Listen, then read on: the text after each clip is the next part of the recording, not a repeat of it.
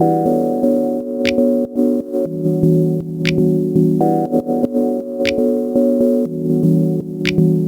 une petite présentation de ce qu'on va déguster ce soir.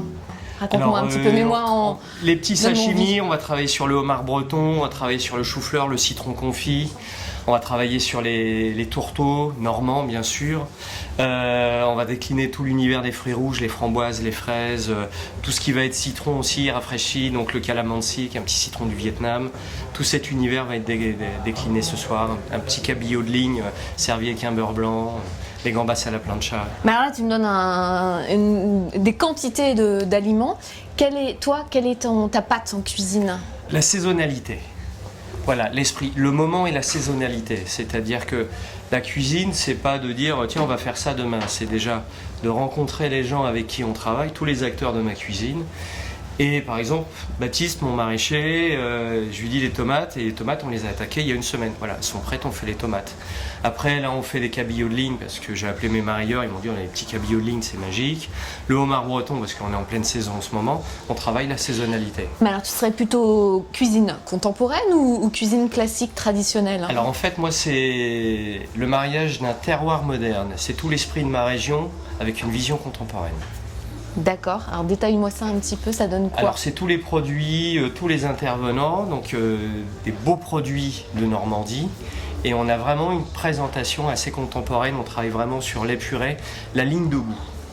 Alors justement, l'esthétique, ça donne du goût à ton plat ou ça sert à quoi? Est-ce que c'est important déjà? L'esthétique, ça provoque le goût. C'est-à-dire qu'un plat, ça se décline d'abord par les yeux, on doit susciter l'envie, après par le côté olfactique, et après le goût arrive à la dernière phase parce qu'on goûte au dernier moment.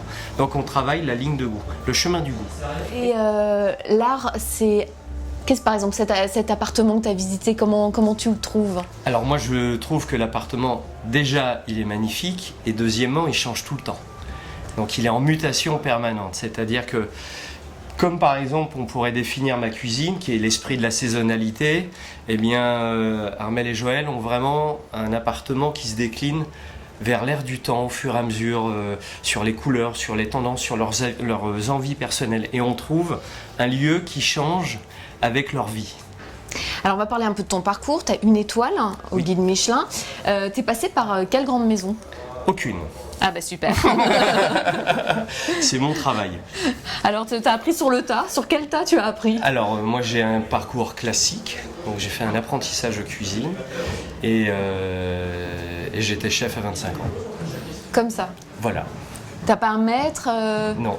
Non. Enfin j'en ai plusieurs maîtres à la maison, mais ils nous servent uniquement à mesurer les tables. Bon, mais c'est pas un parcours classique ça, comment c'est possible? Comment on peut se retrouver avec une étoile sans avoir fait des grandes tables? De la rigueur, de la discipline, c'est un quotidien, c'est rigueur, discipline, quoi qu'il arrive. Voilà, créativité.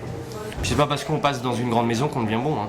Et la deuxième étoile Chaque chose se construit au fur et à mesure. C'est-à-dire que si on veut une deuxième étoile, il ne faut pas se dire on va aller chercher une deuxième étoile. Il faut continuer à travailler dans son sérieux, dans sa constance, dans sa régularité et toujours aller chercher un peu plus le détail. Et surtout pas se mettre martel en tête en se disant si je fais ça, ça sera une deuxième étoile. Il n'y a pas de plat de 2 étoiles. Un plat de... La sensibilité, ça se retranscrit comme ça. Vous êtes sérieux quand même les chefs, hein? Totalement. Hyper sérieux. Est-ce que tu peux me donner une petite astuce pour chez moi Il faut avoir un chef à la maison en permanence. C'est ça la bonne astuce. Ça marche. C'est parti, c'est une proposition. Non, mais c'est... C'est dommage, je vais rentrer toute seule finalement. Les astuces, une bonne astuce, acheter les produits au moment où ils sont le meilleur. Voilà, faut pas manger des tomates l'hiver, faut pas manger des fraises l'hiver. L'hiver on mange des poireaux, on mange des topinambours, on mange du pané. Faut vraiment axer le plaisir de sa cuisine, même à la maison, sur les produits du moment. Et là, les choses les plus simples, une betterave rouge en croûte de sel, cuite au four. Après, on casse la croûte de sel, on l'ouvre en deux, une noix de beurre dessus et le plat est magique. On a bien vu que tu aimais l'art, que tu connaissais bien les propriétaires. Tu penses quoi de ce type de soirée où on mélange justement la gastronomie et l'art? C'est super agréable. Je trouve que c'est très agréable de contempler l'appartement d'Armelle et Joël, les œuvres d'art, tout en mangeant quelque chose. En fait, on travaille que sur le plaisir.